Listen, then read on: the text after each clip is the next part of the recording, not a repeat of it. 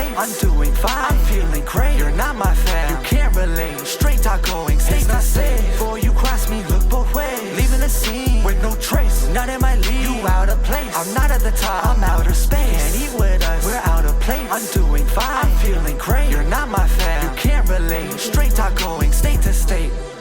Beautiful guys, it's Minnie Host here, and today I am back with another 5 questions, and today I am here with the amazing, the wonderful Thomas Latimer. Welcome to 5 questions. That's very, very kind. Thank you, sweetie. No problem. Number 1, in doing my research, I saw you first debuted in wrestling as a referee. How was that experience? Well, it was nerve-wracking for starters, because I'd never done anything like that before. So I just kind of tried to copy what I saw on TV, which is kind of how it works anyway. You know, in wrestling, there's a lot of stuff that, you know, you can't really plan. You kind of see it and just emulate it. And so it was the same kind of thing with that.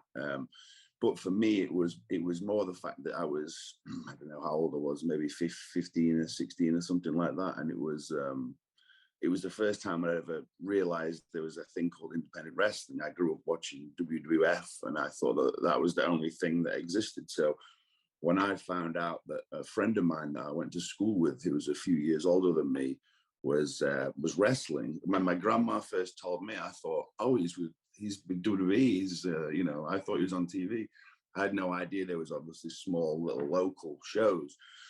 And so that weird chance of my grandma telling me that was how I ended up sort of getting into wrestling and sort of being a part of it. So I'm sure that she wished she never brought it up, but she did, so I can blame her for it. Number 2, what was your favorite match that you did in WWE? I wrestled a lot of great people and a lot of talented people. Like I had Moxley's first couple of matches when he got there, and Pac and people like that. One of the guys from FTR won his first few matches. And so there was a lot of, cool people that I got to wrestle around with. But probably my favorite was me and Connor as the Ascension versus PJ and Tyson Kidd. Justin Gabriel and Tyson Kidd, and that was probably my favorite, because they gave us a bit of time, and they actually beat us. And then when we got to the back, Triple H said I don't know why no one told us, but Triple H said, no, you guys go back out and you film the end. So we ended up going over instead. So this is kind of a weird, wacky match. I didn't really understand how it would have gotten that far for us to go out and lose and then come back and him go, oh, are you supposed to win? Like, no one told us that. But that was one of my favorite matches, just because he was so much fun, and Tyson and PJ are really, really talented, and so it was a lot of fun. Yeah, for sure. Number 3, I know you're with NWA. How has it been working with Billy Corgan? Billy's great. We've had a friendship for a long time since he came into TNA.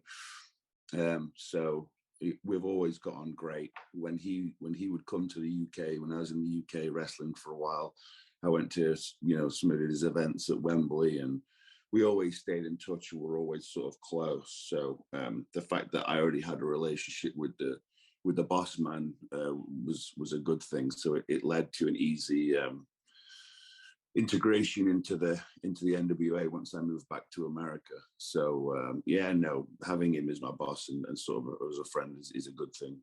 Yeah, for sure. Number 4, I know you're in a couple of movies. What was your hardest movie to act in? Oh, all of them, because I can't act. So I just pretend, a bit like the wrestling too. Probably the last one that I did with Goldberg, just because we got to do some scenes on. I've never watched any of these films, by the way, so I'm sure they're absolutely terrible. But it was the one with Goldberg, and we got to film on like a big battleship. And it was the first time I went to California too. So I got to go to California. We got to roll around on a big battleship, and I spent a few days at Bill's house, met his kid, met his wife, And it was kind of funny because when I was a kid, I remember having a WWF magazine, and it had his house in it. It was like a crib style thing. And so it was kind of surreal, 20 years later, after being a kid thumbing through that magazine, to be in his house and working out in his gym. So it was kind of like one of those weird things, but it was cool. And Bill is such a great guy. So for me, that was the most fun one. But as far as acting, yeah, no, I'm not very good at that. Hey, at least you're good at wrestling. It's okay. Well, yeah, thank you. The fifth and final question: what do you and Camille do for fun when not wrestling? We eat. We eat. We eat. We're both. Trying to think of a politically correct word to say. We both like our food, put it that much, and of course that our lives sort of revolve around being in shape and training and eating boring food. So when we do get a chance to sort of let our hair down a little bit, it's we like our food, just put it that way. Okay, bonus question then. What's your favorite restaurant? Oh man, I don't know. Do you know my favorite like fast food chain? And thank the Lord there isn't one in Nashville. Well, there is, but I wouldn't go that far, which is Checkers. So I'm a big Checkers fan, or Rally, or whatever it's called.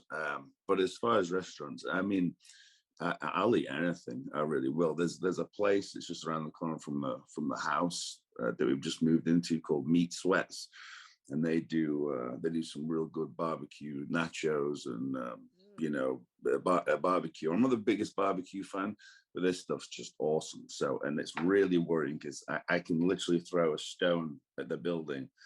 So that's not good. Well, I don't know if there is a restaurant here, but maybe there is that has that meat like restaurant. Yeah, Copacabana. They do all the kinds of specialty meats and stuff like that. It's really good. Okay. Yeah, we'll have to go. It's Niagara Falls. A little bit of a drive, but we'll have to go. Okay. Oh, see, you've got it okay then. It's bad for me because obviously I'm not supposed to go and eat there, but it's hard to say no when I don't even need to DoorDash it. I can 5-minute walk and I'm in the front door, So I just, if it gets to the point where they know my name, then I've been to many times. Well, I had an amazing conversation. Thank you so much again. Thank you. A wonderful host. Thank you again for watching, and I hope you all enjoyed this video. If you did, please smash the button, subscribe, and turn on notifications to get notified each time we post a video. And I'll see you guys all next time. Bye. Thank you so much for listening. Don't forget to tune in next week for another great episode on all available podcast platforms and hosted on Podbean. Also, check us out on YouTube at Straight Talk Wrestling, on Instagram at Straight Talk Wrestling, on Facebook at Straight Talk Wrestling, and on Twitter at _Straight Talk. And if you feel the need to buy some sweet merch, check us out on ProWrestlingTees.com. Leaving the scene with no trace, not in my league. You out of place. I'm not at the top, I'm outer space.